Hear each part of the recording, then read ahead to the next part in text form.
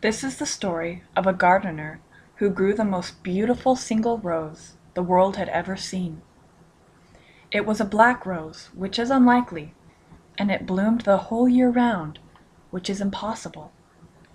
Hearing of this rose, the king decided to see it for himself. With his entourage, he rode for 7 days to the gardener's simple cottage. On the morning of the 7th day, he arrived and saw the rose. It was even more beautiful than the king had imagined, and he wanted it. "How did you come to grow such a beautiful rose?" the king asked the gardener, who stood silently by. "I planted that rose on the day my wife died," replied the gardener, looking only at the flower. "It is a true, deep black, the very color of her hair. The rose grew from my love of her." The king turned to his servants and said, "Uproot this rose bush and take it to the palace. It is too beautiful for anyone but me."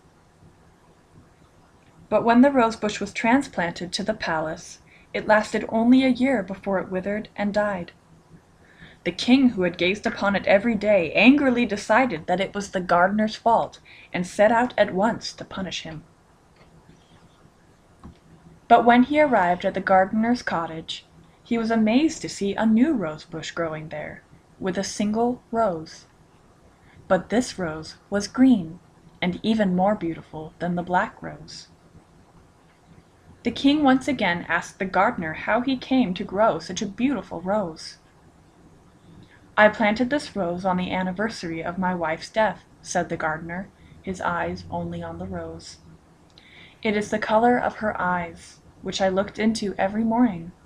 The rose grew from my love of her."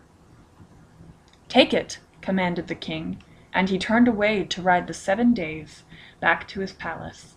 Such a beautiful flower was not fit for common man. The green rose bloomed for 2 years, and the king looked upon it every day, for it brought him great contentment. Then, one morning, it was dead, the bush withered, the petals fallen to the ground. The king picked up the petals and spoke to no one for 2 days.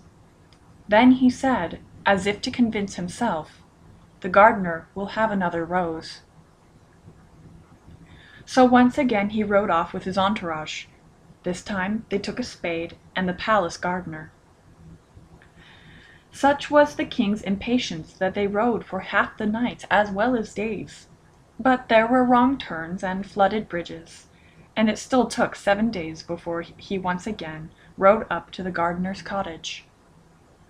And there was a new rose bush with a single rose, a red rose, so beautiful that the king's men were struck silent, and the king himself could only stare and gesture to the palace gardener to take it away.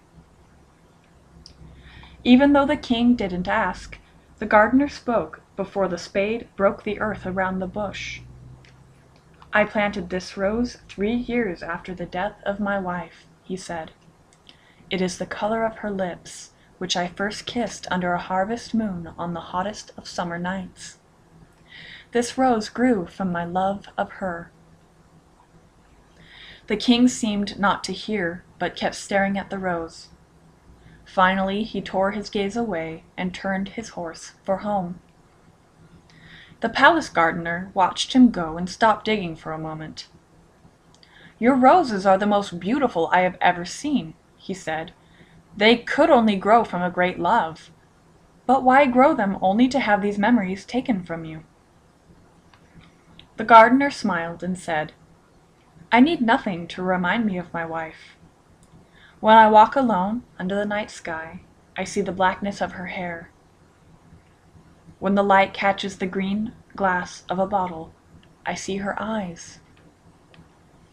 When the sun is setting all red against the hills, and the wind touches my cheek, I feel her kiss.